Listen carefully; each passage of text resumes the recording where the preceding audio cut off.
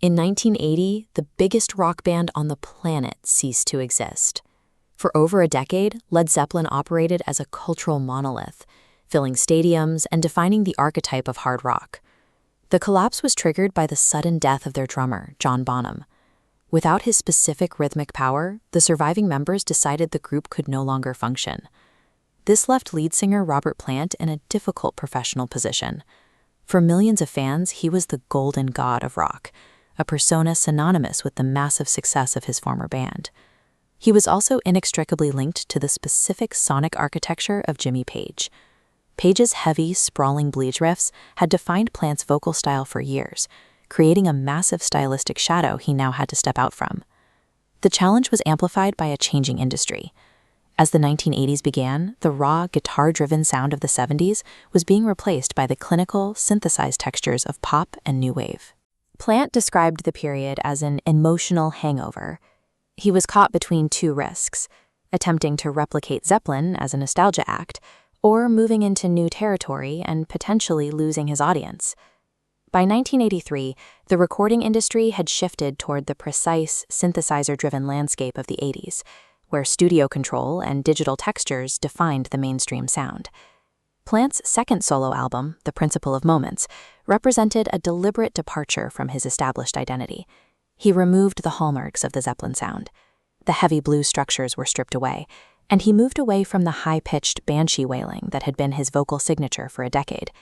In their place, he integrated elements from new wave and world music, utilizing synthesizers, strict production values, and programmable drum machines. By adopting these alien textures, Plant began to build a future-tense identity that relied on modern studio tools rather than his hard rock legacy. Plant moved away from the democratic band structure of his youth, instead acting as a technocrat producer who meticulously curated a hand-picked circle of collaborators to execute his specific, calculated vision. He recruited Phil Collins to handle the majority of the drum tracks. Collins provided a distinctly modern, restrained rhythmic pulse, a sharp contrast to the massive, thunderous acoustic sound typical of 1970s rock. Guitarist Robbie Blunt was selected for his clean, Latin-influenced phrasing. His style completely avoided the heavy distortion and blues-based scale work that had defined Jimmy Page's contributions to Plant's earlier career. The shift was structural. We contrast the jagged, overlapping sound waves of 70s rock with the clean, discrete frequency separation of 80s synth-pop.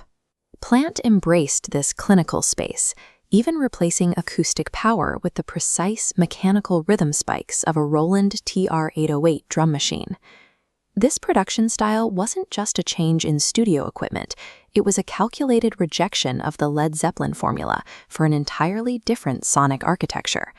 The culmination of this new sound was the album's closing track, Big Log. The song was built on a hypnotic acoustic loop and atmospheric synth washes. Plant's vocals showed a striking, mature restraint, sitting within the mix rather than soaring over it. To find an audience for this moody, slower material, Plant needed to move beyond the rock radio gatekeepers who still expected 1970s-style anthems. He reached this new demographic through heavy rotation on MTV, which was then the newly dominant vehicle for pop music delivery. The cinematic video for Big Log placed Plant in the stark landscapes of the American West. The imagery emphasized a sense of personal transition and travel rather than a traditional concert setting. This visual strategy introduced Plant to a younger audience who had no personal connection to the mythology of his earlier band. By pairing a radically different sound with a modern visual medium, Plant successfully pitched himself as a contemporary artist relevant to the 1980s. The results were definitive. Big Log became Plant's first solo top 40 hit, and The Principle of Moments reached the top 10 in both the US and the UK. This success allowed Plant to return to the stage. He had enough original material to launch a successful global tour without relying on Led Zeppelin. The title refers to Varignon's theorem in physics, the balance of multiple forces of torque around a central pivot point. Applied to Plant's career, the weight of his 1970s rock history was finally counterbalanced by the force of his synthesized 1980s future.